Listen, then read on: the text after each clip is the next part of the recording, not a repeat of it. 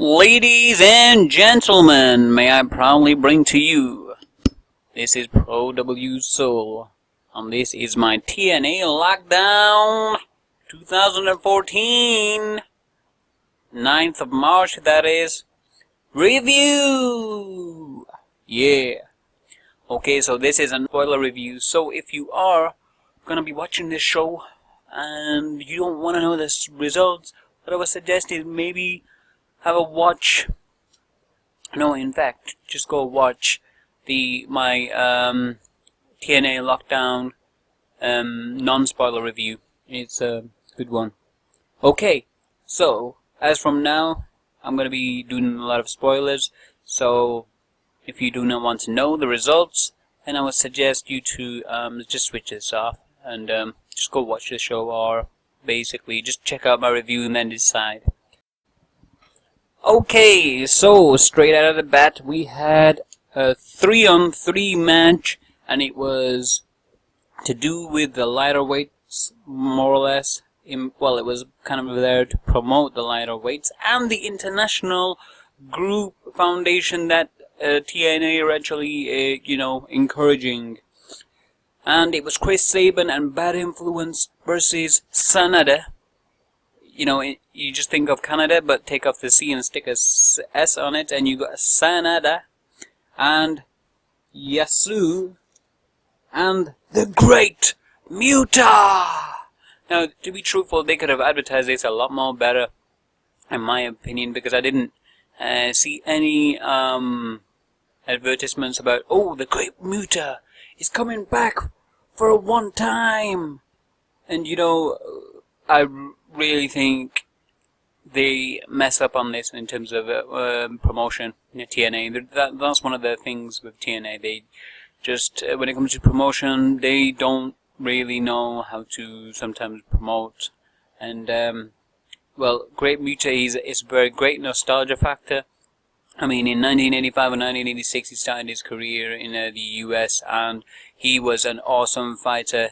He was kind of like the Bruce Lee of professional wrestling. And you should see, if you want to see some of his old matches. I remember the old match when he was Great Muta and I think it was a Great Sasuke, or no, I'm not too sure. It was some other big guy versus the Steiner brothers, I think it was, and where it was a tag team tournament, and I think it was a Starcade. But it was a very good tournament, and Great Muta was awesome in that. And his corkscrew elbows are awesome, and his martial arts kicks are just amazing to see. If you think HBK kicks amazing, no, you gotta check this guy out. He's definitely the Bruce Lee, or should I say was the Bruce Lee of the professional wrestling world. And it was basically done very, very poorly in terms of TNA, where they should be promoting them. But I can understand as well that TNA need to, promote the newer guys, the guys who are going to be here for the long run. And I guess maybe the Muta was just here for Sanada and Yasu, because they're from Japan, and they're the future of the division. And they're trying to promote them to get them to a higher level, so at the same time you can't really argue as well. And regardless, it was good to see the Great Muta in action. Sure, he fought, I think it was a limited amount of time, but however, he did his work with his corkscrew elbows, and had his few little elements as well, which was good to see. The match itself was just crazy. Everybody was, Sanada's an amazing wrestler. If you check him out, his high-flying ability is just so naturally gifted. And the thing is, he's not just like a cruiserweight where you can't see him fight any heavyweights out there. I think if he does actually compete, when you actually look at Sin Cara, then you see him against like, just say the Batista, or even Alberto Del Rio. You just think, oh my gosh, you've got weight disadvantage, and I don't think you can, pick him up and do all kinds of stuff. So the thing with Sanada is he's more of a 225 type of guy, or 220 or maybe 205, but regardless, he can push it, and I think hopefully, you know, we see a lot more of Sanada. I mean, he's the X Division champion at the present time, and he beat Austin Aries for that, and Austin Aries is a great wrestler as well. So, wow, it was a good match all overall. It was a great finish by Sanada at the end, doing a moonsault off the top rope. It wasn't a great moonsault, but bottom line is a moonsault's a moonsault. You don't get to see that often, and we saw a moonsault win, and the great Muta and Sanada and Yasu were celebrating like it was 1985 or 1986. But it was good to see, I have to say. I hope this reminds me of the days when WCW used to get their international crew, and when they had a lot of guys in during the older time, when they used to promote a lot of guys from other organizations from Japan and bring them in and make them fight in the WCW. And I think if they carry on with this theme, where they kind of like on Impact, or they have a little segment where they have the Japanese fighters coming in, because the Japanese are more or less below, you know, 200 pounds. So if they have the X Division, well, I'll talk about that more in a minute, sure. But anyway, Dixie came out and then she made fun of LeBron James, saying that, you know, you get paid so much for chucking a ball through a hoop. I guess she's got a point there, and that you think you're amazing. She's got a point. I mean, technically speaking, he's not, you know, creating world peace, is he? He is a professional athlete, and he's going to do his hobby as such, and which is basketball, and he is doing a good job in terms of that. So there's no point making it that he is awesomely amazing, and he's not creating world peace. And Rockstar Spud was there, obviously, as the lapdog for Dixie Carter. It works very well, Dixie Carter and Rockstar Spud. Rockstar Spud is the little lapdog who just does his job and goes home, and then they went in the back. No, we had the next match was a weird one for me. I never thought this was coming. I never thought I'd see it coming, because I thought Mr. Anderson was feuding with Bubba Ray, but apparently he decided to feud with Samuel. And Samuel was overly obsessed with Christy Hemme, and he had, you know, all kinds of memorabilia, Christy Hemme, and basically he was becoming like the American Psycho. And the thing is a perfect role for him. If you actually watch the American Psycho, which had the guy from Batman in, I can't remember his name off the top of my head. Who is he now, Batman? Oh, whatever. You guys remind me. I'll remember. But it had him in. If you look at Samuel, he looks more or less identical to the American Psycho, and it looks perfect. This role of him being a psychopath, an American Psycho type, it works very, very well, and he was overly obsessed, and they were having a cage match, Mr. Anderson versus Samuel, and Mr. Anderson came, and he's starting off, Samuel standing on top of the cage, saying that if Christy Hemme doesn't come out, he's professionally going to end it, and what he meant by that, he was going to jump off and hurt himself, commit suicide as such, or something along the line of that, and Mr. Anderson came out and talked a bunch of smack and said that, to be truthful, it's not tall enough. You need at least 3 or 4 more stories for it to be more effective. And don't jump off. Just wait for him to come in. I have to say, Mr. Anderson was he's got great mic skills. He was great in the WWE, I remember. And I do think at some point he went astray. I think Vince McMahon made him second guess himself, and if you actually listen to some of Mr. Anderson's interviews about Vince McMahon, he kind of like felt that they went on the same page. It didn't feel as though they were benefiting each other, and to me, it seemed like Vince McMahon wanted complete control of Mr. Anderson. And at that time he was Mr. Kennedy, and I think that was a thing, when Vince McMahon wants to control something, he wants the whole rights of the character, and like for example Hulk Hogan, when Hulk Hogan went astray, he created the character Hulk Hogan, obviously, in Hulkamania, and sure, Vince McMahon, you can't deny that he gave a platform to Hulk Hogan to do it, but at the same time you can't deny that it was a star that people fell in love with. It wasn't the WWE. But anyway, Mr. Anderson, he did his Mr. Anderson thing, and then they had a good match. It was a decent match, and Mr. Anderson won as well. He came in over the top rope, and he won the match, and then Christiani came towards the ring, and obviously there was a hole in the side of the cage for the camera crew, and Christiani was there, and Samuel basically grabbed hold of Christiani and pulled her in. The funny thing is, at the time, the referee was already beaten up outside, and he fell on the floor, and due to Samuel banging into the referee from the outside, and hitting the referee and knocking him off and making referee fall on the floor. Hell, heaven that is. And quite frankly, basically, Mr. Anderson went back in and to basically take Christiani out. He took Christiani and out, and Christiani ran in the back. But as doing that, he left his cojones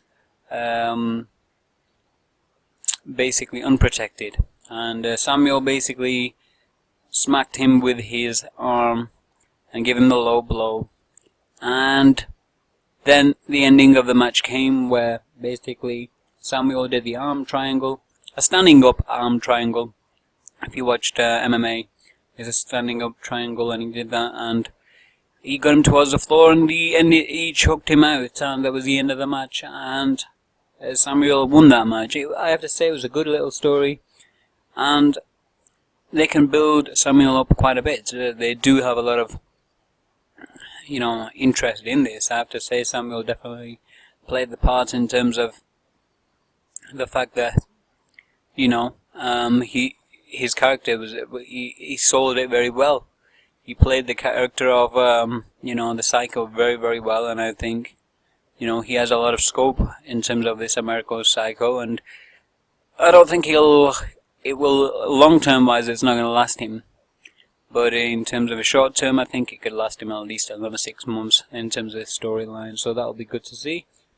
Anyway, the next thing is EC3 decided to come in and talk a bunch of smack on the mic, and basically it sounds really horrible, really. When he does his promos, it doesn't seem very realistic. It sounds as though it's very scripted, and quite frankly, no one, can be bothered listening, really. The initial thing which he said about Kurt Angle being amazing and how he's going to surpass him in terms of his career, etc., that was very, very good. But when he first comes into the ring, his entrance music, it sounds like some superheroes coming out, EC3, but something from Marvel. But quite frankly, but the thing is, EC3, it just sounds like an equation or a disease. It doesn't sound, it does. It sounds like a disease, What disease have you got? Oh, he's got an EC3. What? You know what I mean? It's like, come on, man, just stop talking this rubbish. EC3 and Ethan Carter III. Now, I don't know who Ethan Carter the first or the second is, to be truthful. And if there were some people who were amazing, well, why haven't we heard about them? Clearly, they're not. I think this whole gimmick of Ethan Carter is absolutely ludicrous, and Bobby Lashley felt the same as well, because he came out, and he's not apparently, well, to be truthful. Ethan Carter said that you haven't got a TNA contract, so how can you be here, man? Go back, leave now. I'm gonna give you opportunity to leave. And Bobby Lashley obviously never left, because why would he just come all that way just to leave and you know, come and do an entrance and then just go goodbye? Only Jericho did that because, well, whatever. Anyway, that's the only thing we can say about that. Now, Bobby Lashley beat him up and speared EC3, and EC3 obviously ran away and was crying in pain, and Bobby Lashley just celebrated a little bit, and it was good to see Bobby Lashley, but I wanted him to be truthful. What's happening with his MMA career? Obviously nothing. I didn't want to see him back in professional wrestling yet. I wanted him to basically work on his cardio and just do it MMA style. He was doing great. The first fight that he lost, that loss was simply because he just got tired out. And obviously he said he had diverticulitis as well, like Brock Lesnar did. But at the same time, I've got to say that Bobby Lashley, I think it broke his confidence. I really do. I think it broke his confidence in terms of his MMA career and his ability. He started to overthink things too much and try to rectify too many things which didn't need to be rectified. I think if he just did what George St. Pierre does, which is basically, you know, stand up, punch, kick, and then when the person comes close, take them down, and that's all he needed to do. That's all Bobby Lashley needed to do in his fights, and he could have been in the UFC by now. But I think Bobby Lashley just lost his confidence or something. But I do hope Bobby Lashley the best. I hope he comes back in MMA and basically just takes them by storm and stops overthinking things through and just fights everybody and just wins and gets to the UFC, and that would be good to see. And I'm sure he would do very good. Oh no, actually, it's very difficult now. We've got Cain Velasquez, and but still, I think he would do very, very, very good. But anyway, it's good to see Bobby Lashley back overall. Now, the next match was, what the heck, it was a crazy match. This was a crazy in terms of, it was a Lucha Libre wrestling match. It was Tigre Uno versus Manik. My gosh, this match was manic, I have to say. It was all over the place. They were flying along like two flies just flying about over a light bulb. It was literally like that. You couldn't believe some of the craziness, and I have to say it was good the fact that they put it in the mid card, because you need to give respect to the lighter weight division wrestlers out there, and TNA don't do that enough, in my opinion. They need to stop doing what they did in the past, where they had Lucha Libre fighters at the beginning of the show, and maybe put them in, blend them in the card, and even have a co-main event where basically it's for the X Division Championship and the X Division Championship, the belts. They need to change that and make a smaller version of the real TNA World Championship. That would be ideal. The X Division Championship, it looks like a little toy, unfortunately, and it's not good in that respect. So, the Lucha Libre fighters, they need to, the X Division, I hope them all the best, and I just hope them very, very good. The unfortunate thing was, it was like, where basically Tigre Uno grabbed hold of Manik during the match, and he grabbed hold of his leg, and at the same time he did a belly-to-belly suplex. The unfortunate thing was, it went wrong, and when he did the belly-to-belly, Manik landed on his head, which is crazy. And then from there, he did the Sabretooth splash, and that was the end of the match. Now, that was just a crazy match to see, but I want to see the longevity of, you know, lucha libre fighters' careers. So obviously, you don't want to see one of the guys land on their head. So hopefully, you know, they rectify that. But I'm sure they know what they're doing.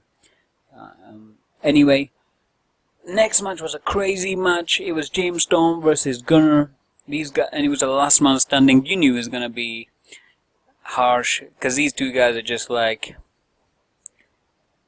you know, they're just guys who just like to fight and just like to hit each other for no apparent reason. If they've got nothing better to do in their life, you know, if they've got any period of time where they're thinking, I've got nothing to do, they'll just start hitting each other for the sake of it. For the fun of it, really, they will. They're just like that. And these two guys, I guess it's a good rivalry, and thank goodness it's ended. But I don't know if it's ended really, because I don't think they know what to do with Gunner or James Storm in the future. So anyway, this match was crazy. It was like, you know, they were throwing in chairs. Sorry, James Storm basically choked a chair while Gunner was doing a head splash off the top rope, and it landed perfectly on his head. And the finish of a match was a real awesome one, where Gunner did a superplex off the top rope, and they both went. They both didn't. James Storm went through the chairs. Yes, that's right, the chairs, which were set at the bottom in the ring, and they were facing each other, the chairs, so obviously it would be a sandwich. It was just crazy to see. You know, you don't see this often, and that was the end of the match. And, you know, I think Gunner and James Storm, I think they can do this little rivalry for at least another 6 months or more. Next, I think they should just do, I mean, they've already done a ladder match, and they've done a, oh my gosh, they've done everything, haven't they? The only thing they probably haven't done is like a Hell in a Cell type of match, or a Falls Count anywhere. They can just keep going with this. They can do every week. They can just have a good match. But I think that hopefully they better their careers in terms of maybe someone beats Magnus as such, but by accident on one day, and wins a World Championship, and that would be good to see. Obviously, Jim Storm's not going to get that opportunity. Gunner is, because he's the babyface. But yeah, that would be good to see if Gunner just somehow gets a title shot against Magnus and he wins the title. But anyway, on to the main events of the evening. We had Samoa Joe versus Magnus. Now, for those who listen to this podcast, you obviously know that I am not a fan of Big Samoa Joe. Unfortunately, I'm not, because quite frankly, he is clearly, in my opinion, Samoa Joe is a big fan of MMA, and the thing is, he does MMA moves. Fair enough if you do some moves, which is fine, but he goes too far in terms of severity. And for example, when he does the kicking of the face, when they're in the turnbuckle, the opponent's in the turnbuckle, and they're kicking the guy's face off. I don't like it. He's mauling their face. Quite frankly, this is professional wrestling. This is not MMA. If people wanted their face ruined, and they would go through MMA, why wouldn't they just have an MMA match? It would just be a lot more easier. You just go out to get hit in the face a few times, and that would be it. Whereas with professional wrestling, one of the things is they do open slaps in terms of punches to the face. If you clearly see, you can see when they are hitting each other in the face, it's palms open majority of the time. The only time there isn't is like when Big Show is like doing his punch as such. And in this situation, he mauled Magnus's face, and I didn't like that. He mauled it, and then to top it off, he lacerated Magnus's head. he cut. Well, I don't know that if I was at work. It seems like it was a bit of a work, but then he was biting him. Where the heck is all that? That is just crazy. And then to top it off, he was elbowing him in the face. He was doing the John Jones elbows, not the spinning back elbows, the front elbows where John Jones just basically elbows a guy. This is professional wrestling. You don't go that hard on guys. If you do, become an MMA fighter. That's what it's all about. But clearly Samoa Joe don't want to do that, does he? Why? Because he's not a good MMA fighter, or he would get wasted. And that's the truth. I think Samoa Joe needs to work on his, overall wrestling game, as opposed to just being a complete brute savage. This is professional wrestling. People want to see technique, artwork. They don't want to see some guy throwing his body and landing on somebody's chest and squashing them like a pancake so that they would just die. If suddenly Big Show just basically did run in the middle of a ring and landed full force, you tell me this, okay? If Big Show ran up and full force jumped in the air and backdropped himself onto basically a cruiserweight, or Alberto Del Rio's chest, full force, would that be good? Would you say that's, good for professional wrestling? Is that fair?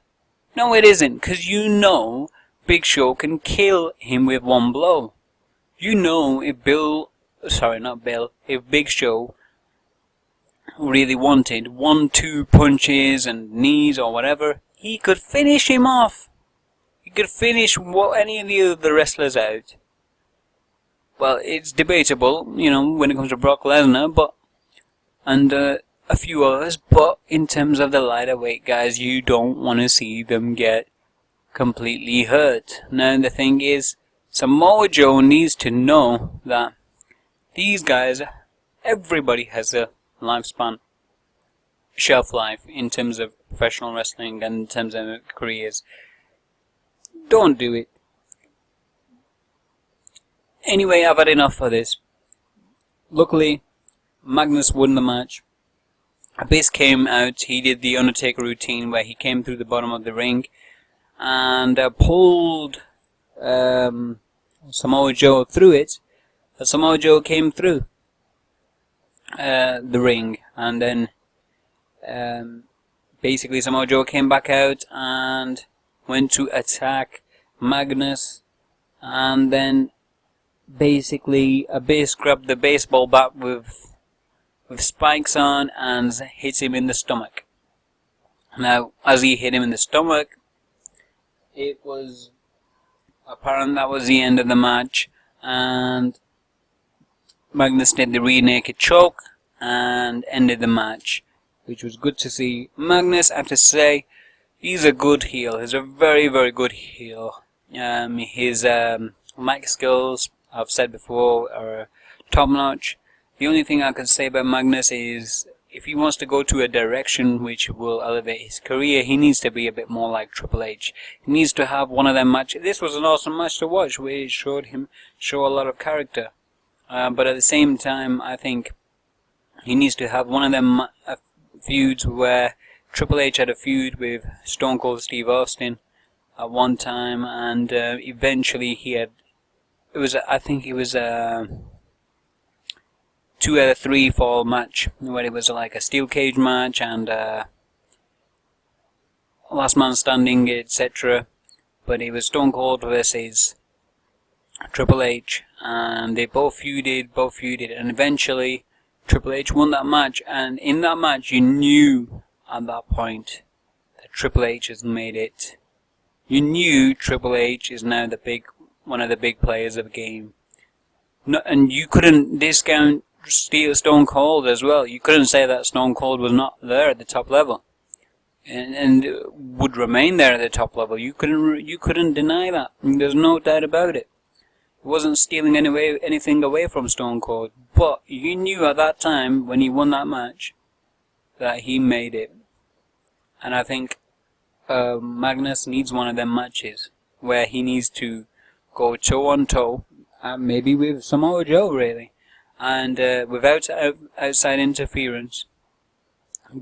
Basically, go at it, somehow accidentally maybe winning, and he will gain respect. This is the way he needs to do it. He can continue as a heel as usual, but this is the way he needs to do it, and I hope him all the best. For the Englishman, anyway, it was a crazy match next. It was a 4-on-4 match, and this was just downright just crazy. Guys just fighting each other, randomness, and it was every 3 or 5 minutes later, the countdown was on for the next opponent to come through for, you know, whoever's team it was, because it was, you know, MVP's team versus Bobby Roode's team, and for total control of total non-stop action. And what happened during this match was, well, it was crazy. We did see a lot of wrestling, and MVP, I mean, his wrestling ability is not as great as we know it to be anyway, to be truthful. But, you know, he can still pull a crowd and he can still wrestle. There's no doubt about it in him. And Austin Aries started the match. It was okay. Little start. Then Bobby E came in from BroMans. And then the sorry, the guys from the Wolves came down. And then Bobby Roode came. And then right at the end, Willow came, and that was a crazy segment, because now Jeff Hardy has become Willow, where he is the heel, and it's very freaky. It is very, very freaky. Willow is very freaky. Is very much so like out of a horror movie, but it was good to see. And he did his Swanton Bomb as well, and his Twist of Fate, and basically he did a lot of good stuff. And then out of nowhere, Dixie Carter came. And then she talked on the mic saying, This is my wild card as such. This is my backup plan. And I have got Bully Ray from New York, and he's gonna help me out. And Bully Ray came down, and he was a special referee of the match now, because obviously there wasn't a referee at the time, because they were all just getting wasted for good 15 minutes. And they were having a good match. You really didn't know who was going to win. It really was a good match. Everybody was just fighting all crazy maneuvers, etc. Oh, and I can't remember, someone got brain busted through a chair. I think Austin Aries did it to somebody. Yeah, he did it to one of the BroMans guys, I think it was, or something like that. And Willow basically did like a power. He was gonna go for a power bomb, but then ended up chucking Austin Aries into the cage. That was a good segment to see. And in the end, Bully Ray betrayed Bobby Roode, and MVP won the match, and that was the end of the match, and it was good to see. And then Bully Ray basically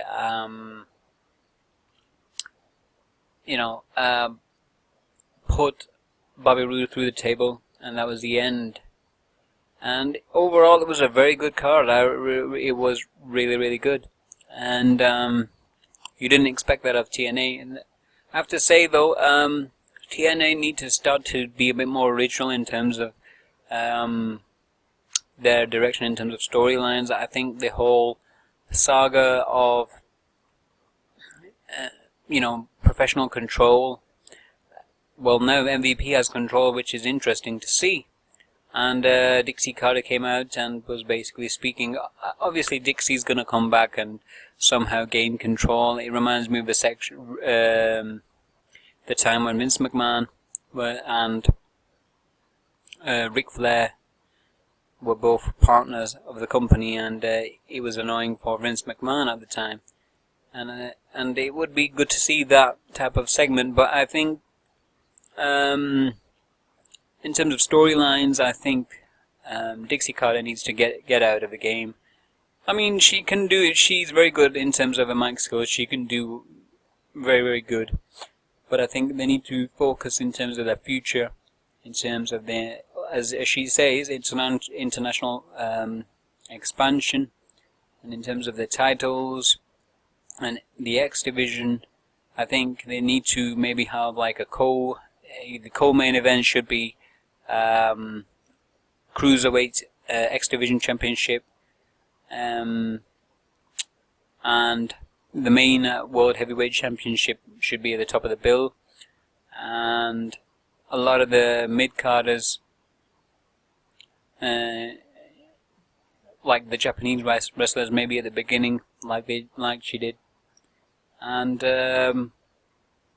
they can build a lot of stories out of this, and they've got a lot of talent there. They have really got a lot of talent. I think in terms of the promotion-wise, they need to promote the talent, because the talent sells it. I mean, I didn't even know Great Muta was on the card. If I knew Great Muta was on the card, I would have sold it just for me. I mean, just think how many people would she have just switched on out of the older generation. Not that I'm saying I'm an older generation guy, but I'm just saying in general, it would be very good. A lot of people who hardcore fans of professional wrestling love to watch a guy like the Great Muta wrestle, and so I think that's the case with TNA. I think TNA need to stop copying in terms of the storylines where it's all about the business and who's got control. Because that's what's actually happening right at present. Is Dixie Carter is supposedly the Stephanie McMahon and McMahon Helmsley in terms of the authority of the WWE, and they're just copying their storylines. And even some of the guys are copying the wrestlers as well. For example, one of the guys out of the Wolves is basically just ripped off Daniel Bryan. I saw him the other day when he was fighting. I can't remember who he was fighting, but one of the Wolves guys, he just copies Daniel Bryan when he does that. When he grabs his arms and shakes it about, and it's kind of like, come on, man, be a bit more original. You've got a lot of quality. Be original. Do it yourself. Just don't rip off. You've got your own product, and it's a very good product. Just work it. And I hope they do listen to me. Okay, let me know what you guys think. And it was a very good card overall, and generally I will give this a 6 out of 10, personally. Sure, I think TNA wrestling there's a lot which needs to happen in TNA wrestling, and who knows, this will be the start of, in terms of their promotions, in terms of continuity, in terms of them not copying. Copying the WWE is the main aspect, I think. They need to go away from that. Sure, they can't help but be influenced a little, because quite frankly, WWE is a premier organization. This is the reason why TNA even exists at present. It's because a lot of the talent who can't keep their jobs with WWE end up coming to TNA wrestling. For example, Jeff Hardy, for example.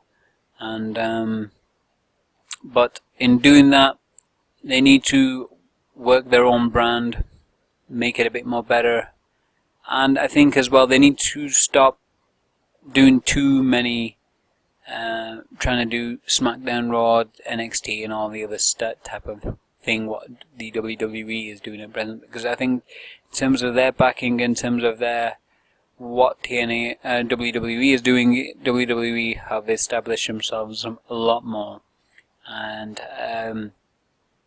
just build the talent that you've got now. You've got a lot of talent. You've got Gunner. You can work him a lot. You've got James Storm. You've got a lot of talent to really have. You've got Sanada. And he's not even a light heavy really. He's not a cruiserweight. He could easily move him into heavyweight as well. He's a big guy. and you've got guys like Samuel as well, which is the American Psycho. You've got a lot of good talent in TNA, and just build on them. Magnus is really working it very, very well. He is doing a very good job in terms of his heel as well. So all I can say is to TNA is just keep up, but focus on your wrestlers. Stop copying WWE. And that's it from me, guys. Thank you for listening to this. Please like, subscribe, comment. Add any comments. I'm not bothered. Well, thank you for doing this anyway. Have a great day. Peace out. Peace!